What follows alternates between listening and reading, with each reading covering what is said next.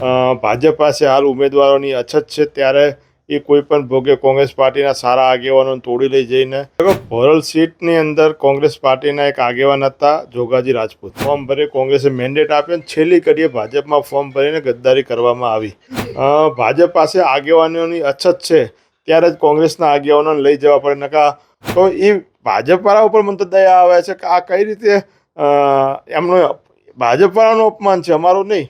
હવે પોલીસનું થોડું કામ છે, નકા છતાં પોલીસનું કામ હોય તો ભાજપનો પટ્ટો પહેરીને આવી જાય પ્રચારની અંદર. વાવથરાને એસપીને પણ કહું છું, જો ખરેખર તમારા નીચેના અધિકારીઓને આટલો જ રાજકારણમાં રસ હોય એ ભોરલ સીટની રાતના 8-9 વાગ્યા સુધી સ્કૂટીની ચલાવવામાં આવી કેટલું દબાણ હશે. તો આપણે ગુલાબસિંહ રાજપૂતજી જોડે સીધી વાત કરીશું. તેમને આપણે પૂછવા માંગીશું કે જે આ સ્થાનિક સ્વરાજ્યની ચૂંટણી છે, વાવથરા જે નવનિર્મિત જિલ્લો છે તેના માટે આ પ્રથમ ચૂંટણી છે, તો એમાં આપનું શું કહેવું છે? લોકશાહીનો પ્રવાહની શરૂઆત થઈ છે. જેમ કીધું કે વાવથરા નવો જિલ્લો બન્યો છે અને પ્રથમ વખત જિલ્લા પંચાયતની ચૂંટણી યોજાઈ રહી છે. અને ખાસ કરીને લોકશાહીમાં ગુજરાતની સરકારે લોકશાહીનું ગળું દબાવવાની કોશિશ કરી. છેલ્લા 8 વર્ષથી જિલ્લા પંચાયત, તાલુકા પંચાયત, નગરપાલિકાની ચૂંટણી થવા ના દીધી. જ્યારે 8 વર્ષ પછી થઈ રહી છે ત્યારે લોકોમાં ખૂબ ઉત્સાહ છે. ઉત્સાહ સાથે જિલ્લા પંચાયત, તાલુકા, નગરપાલિકામાં લોકો ભાગ લેવાના છે. બિલકુલ. તો આપણે કહી શકીએ કે હાલ જે જિલ્લા પંચાયત છે, તાલુકા પંચાયત છે અને નગરપાલિકા, તેની જે ચૂંટણીનો હાલ માહોલ છે ને જે રીતે ઉમેદવારોની ચૂંટણી જે કહી શકાય કે નામો બહાર પાડવામાં આવે છે, તેના વિશે આપનું શું કહેવું છે? દેખો, કોંગ્રેસ પાર્ટીના એક કેડર છે, એ કેડરને સ્થાનિક લોકોએ જેના નામ આપ્યા કે આ તાલુકા પંચાયતમાં 3 ગામ આવે છે, 3 ગામની અંદર આ ઉમેદવાર સારો છે, એ ઉમેદવાર અમે પસંદ કર્યો છે. સ્થાનિક લોકોના કહેવાય. આ જિલ્લા પંચાયતમાં 12 ગામ આવે, 15 ગામ આવે છે, 15 ગામની અંદર આ વ્યક્તિ ચાલે એવો છે, આ સામાજિક સમીકરણ ગોઠવા એવા છે, આ નગરપાલિકાના વોર્ડમાં આવી રીતે ગોઠવણ થઈ શકે એમ લોકોએ લોકલ જે કોંગ્રેસના કાર્યકર્તા જેનું ફીડબેક આપી એને કોંગ્રેસ પાર્ટી ઉમેદવાર બનાવ્યા છે. ભાજપ પાસે હાલ ઉમેદવારોની અછત છે, ત્યારે એ કોઈ પણ ભોગે કોંગ્રેસ પાર્ટીના સારા આગેવાનોને તોડી લઈ જઈને પોતાનામાં લડાવવાની કોશિશ કરી રહ્યા છે, કેમ કે એમની પાસે ખૂબ જ અછત છે ઉમેદવારોની. એટલે એના કારણે ક્યાંક ને ક્યાંક આ વખતે માહોલ કોંગ્રેસ પાર્ટીનો ખૂબ સારો છે. અહીંયા બીજો એક મહત્વનો પ્રશ્ન મને થઈ રહ્યો છે કે હમણાં છેલ્લી ઘડીએ એક ફોર્મ કહી શકાય કે બંને પાર્ટીમાં ભરવામાં આવ્યો છે, એવું એક ઉત્તમ ઉદાહરણ છે ભોરલ સીટનું. એના વિશે આપનું શું કહેવું છે? દેખો, ભોરલ સીટની અંદર કોંગ્રેસ પાર્ટીના એક આગેવાન હતા જોગાજી રાજપૂત. એ જોગાજી વર્ષોથી એક એ વિસ્તારના સામાજિક રીતે તમામ સમાજોમાં સારું એવું નામના ધરાવતા હતા. એમની સામે ભાજપ પાસે કોઈ ઉમેદવાર હતો નહીં. ખૂબ તપાસ કરી, ન મળ્યો.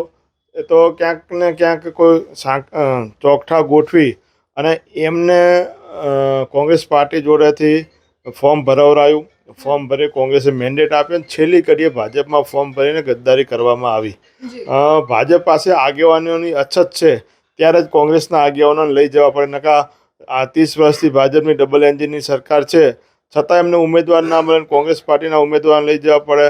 અને આજે લોકશાહીની પરંપરાની હત્યા કરવામાં આવી કહી શકાય કે તમે જે માણસ કોંગ્રેસ પાર્ટીનો સભ્ય છે, ભાજપનો સભ્ય પણ નથી, એને તમે કોંગ્રેસનામાંથી ફોર્મ ભરી નાખ્યું, ભાજપમાં ફોર્મ ભરે ત્યારે પણ તેમનો સભ્ય નથી. એ ફોર્મ ભર્યા પછી ભાજપની ઓફિસ જઈને જોઈન કરે છે. એટલે તમે તમારો જે પાર્ટીનો સભ્ય નથી એને કઈ રીતે ઉમેદવાર બનાવી શકો છો? તો ભાજપના લોકોએ શું કરવાનું? માત્ર કોંગ્રેસના આગેવાનો આવે અને એના માટે વ્યવસ્થાઓ કરવાની, ખુરશીઓ સાફ કરવાની, આના સિવાય ભાજપ પાસે કોઈ એ ભોરલ જિલ્લા પંચાયતના હું તો ભાજપના આગેવાનો ઉપર દયા આવે છે મને કે એમનું શું? એમને 3 વર્ષ 4 વર્ષથી મહેનત કરતા અમારો વારો આવશે રાહ જોઈને બેઠા હતા, ચાપલુસી કરી કરીને મરી જતા હતા. તેમ છતાં વારો કોનો હોય? કોંગ્રેસના કોઈક આગેવાનને જઈને લડાવવામાં આવ્યો. તો એ ભાજપવાળા ઉપર મને તો દયા આવે છે કે આ કઈ રીતે એમનું ભાજપવાળાનું અપમાન છે, અમારું નહીં. ભાજપના લોકોને કોઈ એમને પાસે કોઈ કાર્યકર્તા જ નહોતો જે કોંગ્રેસ પાર્ટીના આગેવાનને ત્યાં જઈને ચૂંટણી લડાવવી પડી રહી છે. બિલકુલ. અને તમે હમણાં જેમ વાત કરી કે સુવિધાઓનો અભાવ છે અને ખાસ કરીને જે આ ચૂંટણી અહીંયા પ્રથમ વખત યોજાવાની છે ને ઉત્સાહ પણ કહી શકાય કે અનેરો હોય, ત્યારે તમે પણ ખાસ કરીને જે રીતના સમાચાર સામે આવ્યા હતા કે જ્યારે ચૂંટણીમાં જે ફોર્મ ચકાસણીનો દિવસ હતો ત્યારે આપ પહોંચ્યા હતા, પણ એ દિવસે કંઈક માહોલ ઉગ્ર થયો હતો, તેના વિશે આપનું શું કહેવું છે? જે રીતે ફોર્મ ચકાસણીના દિવસે આ લોકોએ ઉમેદવાર કે ઉમેદવારના ઠેકેદાર કે કોઈ વકીલને પણ અંદર જવા ના દઈએ. કેમ ફોર્મ ચકાસણી એનો ડર છે. અધિકારીઓ પર એટલું બધું દબાણ હતું. જેમ તમે હમણાં દેખ્યું વલસાડના ઉમરગામમાં એક મામલતદારે આપઘાત કરવો પડ્યો કે અપક્ષના ઉમેદવારનું ફોર્મ. એવી જ હાલત અહીંયા થરાદમાં એ દિવસે હતી અને પોલીસ દ્વારા કોઈ ઉમેદવારને અંદર ના જવા દે. કાગળિયા રજૂ કરવાના નિયમ એવો છે કે સ્કૂટીના દિવસે તમને ખૂટતા કાગળ જમા કરાવી શકો, પણ જે કાગળ કાઢવાના હોય, કોઈને જાતિનો દાખલો કાઢવાનો છે, આવકનો કાઢવાનો છે, શૌચાલયનો દાખલો, તો કોઈ અધિકારી આપવા તૈયાર નતા એ દિવસે કે અમને ના પાડી છે. સ્પર્શ ઓનલાઈન બંધ કરી નાખ્યું, નેટ બંધ કરી નાખ્યું, જે કોમ્પ્યુટર ઓપરેટરના ફોન બંધ કરીને ઘરે મોકલી દીધા. આવી પરિસ્થિતિની અંદર ચૂંટણી અધિકારીઓના પોલીસના દમ પર ભાજપ લડી. તાકાત હોય તે તંદુરસ્ત લોકશાહીની રીતે લડી લેવી હતી, પણ કોંગ્રેસના ઉમેદવારને કઈ રીતે લઈ જવા, કઈ રીતે ફોર્મ રદ કરવા, ડોક્યુમેન્ટ ના જમા કરાવવા દેવા અને જે ડરાવવા, એ દિવસે પોલીસ અધિકારીઓ દ્વારા ત્યાંના એક અપક્ષ ઉમેદવારને ધમકી આપવામાં આવી, ફોર્મ ખેંચી લે. હવે પોલીસનું થોડું કામ છે, નકર છતાં પોલીસનું કામ હોય તો ભાજપનો પટ્ટો પહેરીને આવી જાય પ્રચારની અંદર. એ જે અધિકારી અલગ અલગ કોંગ્રેસ, આમ આદમી પાર્ટી, અપક્ષવાળાને ઘરે ઘરે જઈને ધમકાવવાની કોશિશ કરે, તો હું તો વાવથરાને એસપીને પણ કહું છું, જો ખરેખર તમારા નીચેના અધિકારીઓને આટલો જ રાજકારણમાં રસ હોય તો એમને ભાજપનો પટ્ટો પહેરાવીને પ્રચારમાં મોકલો, અમને વાંધો નથી. બાકી જો આવી રીતે કરશું તો હાઈકોર્ટમાં પણ તમને ઘસેડી જવા પછી અમે લોકોને લઈ જઈશું બધાને. બિલકુલ, જે રીતે આપણે વાત કરી છે કે ડરાવવામાં આવે છે, ધમકાવવામાં આવે છે, એ વખતે સમય જ એ વખતે કહી શકાય કે ઉગ્ર માહોલ સર્જાયો હતો, તેમાં આપે એક કદાચ સ્ટેટમેન્ટ આપ્યું હતું કે લોકશાહીની હત્યા કરવામાં આવી છે. એના પાછળનું આપનું શું વિચાર છે? દેખો, નિયમ પ્રમાણે જે ભોરલ જિલ્લા પંચાયતનું ફોર્મની અંદર કોંગ્રેસ પાર્ટી પહેલાં રજૂ કર્યું હતું અને એનું મેન્ડેટ જે આવે અમે પહેલાં રજૂ કર્યું હતું અને એની અંદર સોગંદનામું કરીને આપ્યું હતું કે હું કોંગ્રેસ પાર્ટીનો સભ્ય છું અને કોંગ્રેસ પાર્ટીનો કાર્યકર્તા તરીકે આમાં ઉમેદવારી નોંધાવું છું, એવું એક સોગંદ એફિડેવિટ કરીને ઉમેદવારે આપ્યું. ઉમેદવારના ટેકેદાર ઉમેદવાર વિડીયોગ્રાફીમાં આવે છે, ફોટોમાં આવે છે કે ફોર્મ ત્યાં જમા કરાવે છે કોંગ્રેસ પાર્ટીનું. તો કોંગ્રેસ પાર્ટીનું ફોર્મ જમા કરાવે છે તો દરખાસ્ત કરનારને ખબર છે કે હું ચૂંટણીનું ફોર્મ જમા કરાવવા આવ્યો છું, તેમ છતાં એની પાસે ખોટું એફિડેવિટ કરાવડાયું કે મને લોનની લાલચ આપીને સહી કરાવવામાં આવી. ભણેલો ગણેલો માણસ, ભણેલા ગણેલા માણસને એટલો ખ્યાલ ના હોય કે આ ચૂંટણીનું ફોર્મ છે કે લોનનું ફોર્મ છે, અને લોનનું ફોર્મ હોય તો મામલતદાર ઓફિસમાં ક્યાં આવે, કોઈ બેંકમાં જાય. પણ આવું એક સોગંદનામું પણ ખોટું કરીને રજૂ કરવામાં આવ્યું. સાથે સાથે આમ આદમી પાર્ટીના ઉમેદવારનું મેન્ડેટ ચોરી લીધું અને આખો ઉમેદવારે ચેન્જ કરી નાખ્યો. જે એમને મેન્ડેટ આપ્યું, જાહેરાત કરી, ચેન્જ થઈ ગયો. કોંગ્રેસ પાર્ટીના ઉમેદવારનું ફોર્મ માન્ય એટલે ભાજપના જે બે ફોર્મ ભર્યું એ ભાજપનો સભ્ય જ નથી અને ભાજપમાંથી ફોર્મ ભર્યું છે, તો પહેલું ફોર્મ જેનું રજૂ થાય માન્ય રહે, કાયદેસર કોંગ્રેસ પાર્ટીનું જ ફોર્મ માન્ય રહેતું હતું, ભાજપનું રદ થતું. પણ અધિકારીઓ પર દબાણ, રાતના 9 વાગે ચુકાદો, આખા ગુજરાતની સ્કૂટીની પતી ગઈ 3 વાગે 1 વાગે, પણ એ ભોરલ સીટની રાતના 8-9 વાગે સુધી સ્કૂટીની ચલાવવામાં આવી. કેટલું દબાણ હશે? ગમે તેમ કહીને રદ કરો, છેલ્લે કોંગ્રેસ પાર્ટીનું ફોર્મ રદ કરવામાં આવ્યું છે. એનું પણ અમે કાયદાકીય, એટલે લોકશાહીની હત્યા જ છે.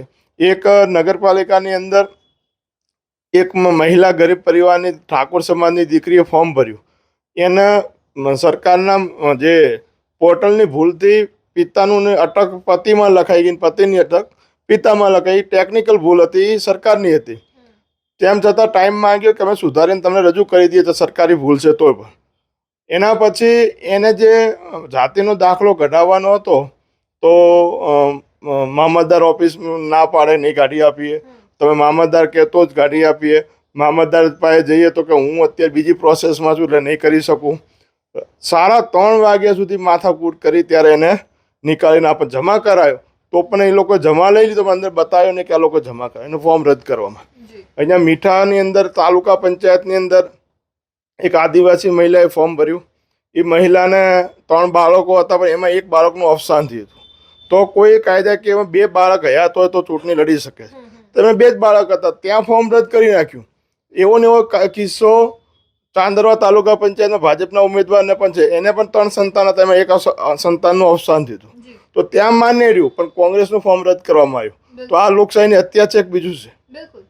બીજું એ પણ કહી શકાય જેમ આપણે વાત કરી કે જે નિયમો લાવવામાં આવ્યા છે કે 2 કરતાં વધારે બાળક જે છે ધરાવે છે જો જો કે ચૂંટણી પંચનો જે એવો નિયમ છે અને એના અકોર્ડિંગ જ આ ચૂંટણી લડાતી હોય છે એના સિવાય હું પણ તમને એ પણ પૂછવા માંગીશ કે 2 બાળક પછીનો એ પણ એવો નિયમ છે કે 60 વર્ષના વય છે તેનાથી વધારે ઉંમરના માણસને નથી સીટ આપવામાં આવતી, નથી ટિકિટ આપવામાં આવતી. એના વિશે આપનું શું કહેવું છે કે જેને પોતાની આખી જિંદગી અડધી જિંદગી રાજકારણમાં જે કહી શકાય પોતાના પક્ષને આગળ ધપાવવામાં મહેનત કરી છે અને તેને જ પછી જો ટિકિટ આપવામાં નથી આવતી વય મર્યાદાના કારણે, તો એમાં આપનું શું કહેવું છે? દેખો અમારા કોંગ્રેસમાં તો કોઈ વય મર્યાદાનો કોઈ નિયમ છે નહીં. 60 વર્ષ 70 વર્ષ કે હું તો કોઈ 21 વર્ષનો યુવાન જે જીતી શકે, જેને પાર્ટી માટે કામ કર્યું અમે ટિકિટ આપીએ છીએ. જે ભાજપની વાત સાચી છે કે ભાજપની અંદર 60 વર્ષથી ઉપરના ટિકિટ નથી. આજે કેટલા લોકો રાહ જોઈને બેઠા હતા છેલ્લા 3-4 વર્ષથી કે ભાઈ અમારો વારો આવશે, અને મજબૂત દાવેદારો હતા, મતલબ એટલી ભક્તિ કરતા હતા, પણ એ બધાની ભક્તિનું પરિણામ એવું આવ્યું કે ભાઈ તમને ટિકિટ નથી આપ. પાછું ઘણા બધાને 70 વર્ષનાને પણ આપે છે ટિકિટ. બરાબર, ધારો કે હમણાં એક અમારે ત્યાં તાલુકા પંચાયત સીટની અંદર ભાજપના ઉમેદવારના દીકરાની ઉંમર 50 વર્ષ છે, તો એના પિતાની કેટલી, પિતા ત્યાં ચૂંટણી લડે છે, એમનો જો દીકરાની ઉંમર 50 વર્ષ છે તો એના ફાધરની તો કમસે કમ 70 ઉપર જ હશે ને, તો પણ લડે છે. એટલે જેને કાપવા હતા એમને કીધું 60 વર્ષનો નિયમ છે, અને જેને નતા કાપવા, જેને તો ટિકિટો આપી અહીંયા થરાદ તાલુકામાં જ આપી છે. એટલે બિચારા મન તો જેને દયા આવે છે કે જેને છેલ્લા 10-8 વર્ષથી રાહ જોઈને બેઠા હતા કે મારો ભાજપમાં 8 વર્ષ છે, ના અમુક જગ્યા આપે એટલે અપવાદ છે બધા. એટલે ભાજપના તો ખાવાના દાંત અલગ છે ને દેખાડવાના અલગ છે. નરેન્દ્ર મોદી આમ બીજા બધા 75 વર્ષ થાય તો કે નિવૃત્તિ લઈ લેવાની, અને નરેન્દ્રભાઈને આજે 77 વર્ષ થયા તો પણ છે. એટલે એમને જ્યાં સૂટ બેસે એવી થિયરી અજમાવી રહ્યા છે.